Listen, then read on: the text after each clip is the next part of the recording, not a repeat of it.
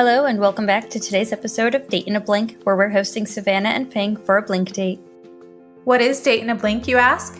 It's a 10-minute audio-only blind speed date experience. It's also a bit of a social experiment designed to move people beyond looks-based assumptions, curated profiles, and marathon messaging. We at The Blink Date want dating to be fun and inspiring for blinkers and hope this podcast inspires you to try new ways of meeting people and dating. Will our hand-picked matches find love on these blink dates? Or will they say goodbye to each other after 10 minutes and never look back? If you're new here, we're so happy you could join us. If you're a regular, we're so glad you've returned. Before we jump into today's blink date, here's a quick word from our sponsors.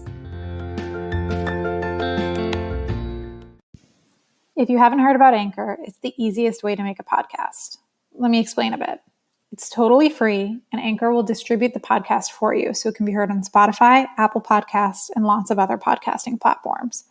Not only that, but it has creation tools that allow you to record and edit your podcast right from your phone or computer. It also lets you make money from your podcast with no minimum listenership. It's everything you need to make your podcast in one place. Download the free Anchor app or go to anchor.fm to get started. We're here on Date in a Blink today with Savannah and Ping. I'm going to let you two dive in, but in case it's helpful to get the conversation started, I'm going to leave you with this question.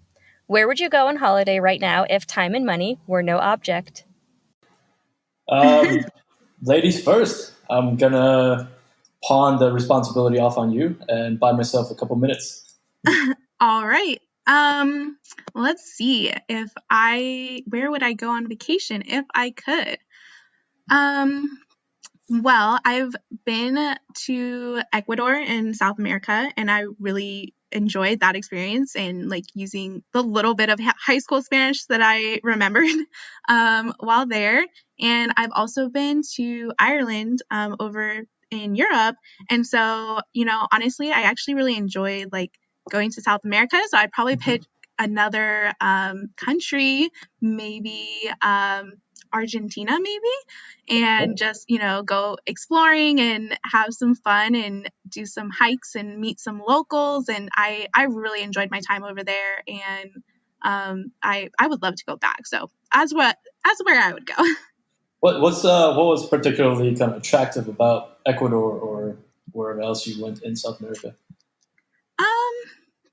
That's a good question. I really, when I actually went when I was fresh out of high school, and I was a lot more familiar with my Spanish, and I just really enjoyed, I was in the city, in the capital city, Quito, and I was staying with a host family, and I was also volunteering at the same time.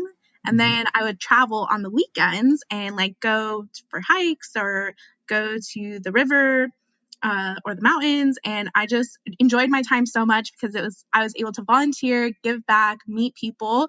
But I was also able to travel and enjoy that. And so I just really liked the community and just kind of a different way of life down there. And it just kind of was just refreshing experience. Yeah. It's a slower pace, a little more, but kind of more community based? Is that kind of the thing?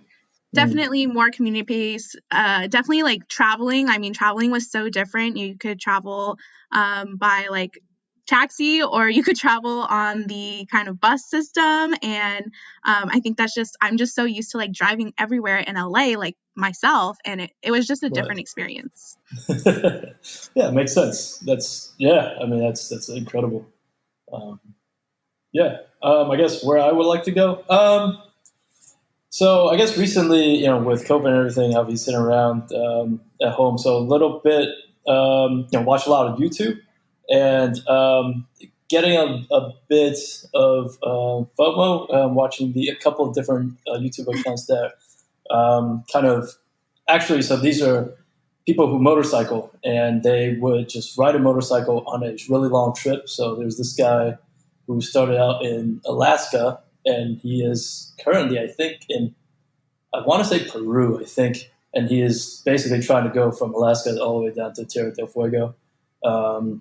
So something like that would be incredible. I mean, that's a different sort of travel, the sort of travel where you have to go 8 months or something like that. That sounds like an incredible experience. pretty tough, but also, pretty incredible. And probably somewhere a little more short term, a little more reasonable, I guess, in terms of a travel location. I was looking at in the fall, there's the nomadic games. So it's basically the Olympics for Central Asian countries, Kazakhstan, all the stands, Kazakhstan, Kyrgyzstan, where they do cool sports that are specific to those people. These kind of horseback riding, archery sort of sports that look really fun, and the experience just looks so different than what we in LA and also just in the Western world really are exposed to. And then I think this year it's in Eastern Turkey. In the past it's been in Kyrgyzstan. So if everything was back up by then, that would be awesome to go visit.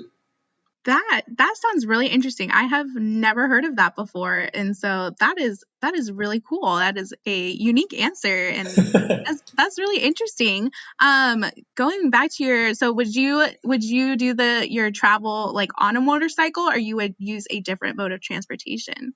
If I could, I would. If I had the sort of time and kind of comfort on a motorcycle, then I think I would. I do ride a motorcycle, but kind of a lot of basically from what I've seen on YouTube, it seems like a lot of what you deal with day to day is maintenance of the bike, because just say you're going 8,000 miles or something crazy like that, it's gonna break down in the middle of the jungle in Nicaragua, and you're not getting it off the mountain pass to like a mechanic anytime soon. So you better get the bike running yourself, or you're stuck there for God knows how long. So. Oh my goodness! Right.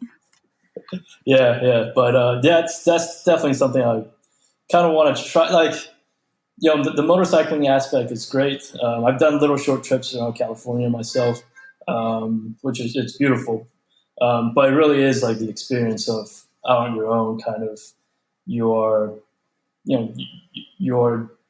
your own man in the world. There's no one else to rely on, and that kind of that solitude while having a goal to achieve, whether it's the next city or the next station. It's kind of that's what really appeals to me there. Right. Interesting. All right. That sounds really cool. I'm curious. I have a question for you. What is something that your friends recognize in you or like describe you as, but you don't maybe necessarily like relate to it, or you does that question make sense? Yeah, it kind of makes sense. Yeah, it makes sense. In terms of like what other people, with my friends or whoever, seems to see in me, but I don't always identify myself. I see that as part of my identity.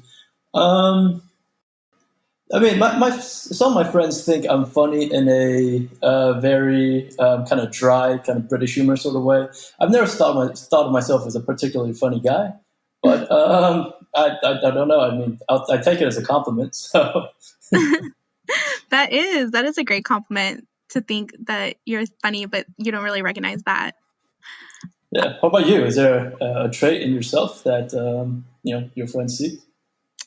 I think like more like, just like confidence. Like, I guess I come across very, very positive and very confident. And I do, I do try, I'm actually like a teacher. And so that's like a huge part of my job. And everything like that is, being up at the front of the room, being engaging. And so I think like that's a huge part of like myself. But like, do I necessarily see that as like a strength of mine?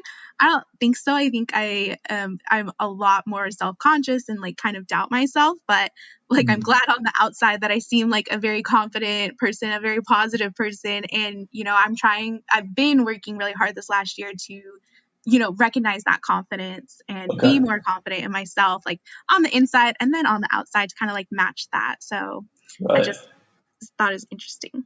Yeah. I mean, you obviously, I can't see you, but it sounds like you are, outgoing, confident.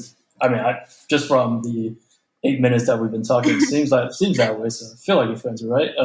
If not that, it might be something you've learned as you growing up, or you became a teacher. So it might be something you kind of force yourself to learn to do. But yeah, I mean, that's it sounds like you are a very confident, very outgoing person.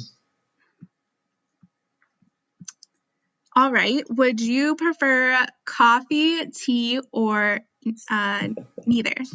I don't really drink either most of the time, but I do probably drink tea a little more than coffee. Never really got into coffee as like a every morning sort of person. All my friends are, they're the sort of people who, can't function without a cup of coffee, but never really got into it. Even through college and, the times when people generally start picking up coffee. But yeah, no, never did. Are you a coffee every morning person?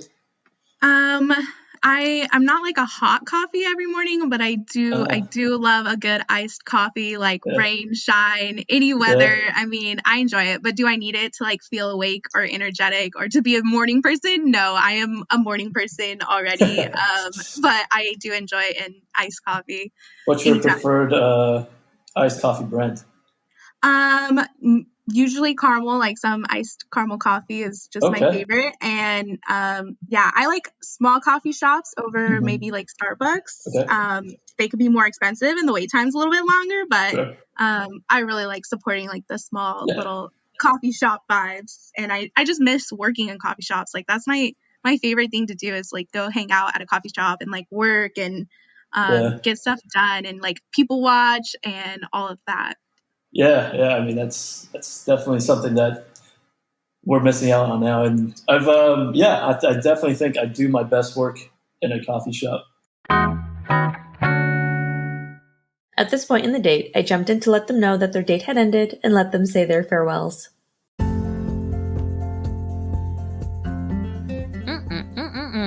Iced caramel coffee sounds really good right now. Am I the only one who's craving that? From next travel destinations to local coffee shops, I wonder if Savannah and Ping will take an adventure to meet up in person once it's safe to do so. Maybe hop on a motorcycle and ride south for a while. Tune in to the end of the season and we'll see if they took a journey together. That's all we've got for you today. Shoot us a message on Instagram, Twitter, or Facebook at The Blink Date or at Date in a Blink to let us know what you think. If you want to sign up to participate in Date in a Blink, visit our website at www.theblinkdate.com. In the meantime, thanks for joining for this episode. We hope you enjoyed listening and look forward to talking with you again next time.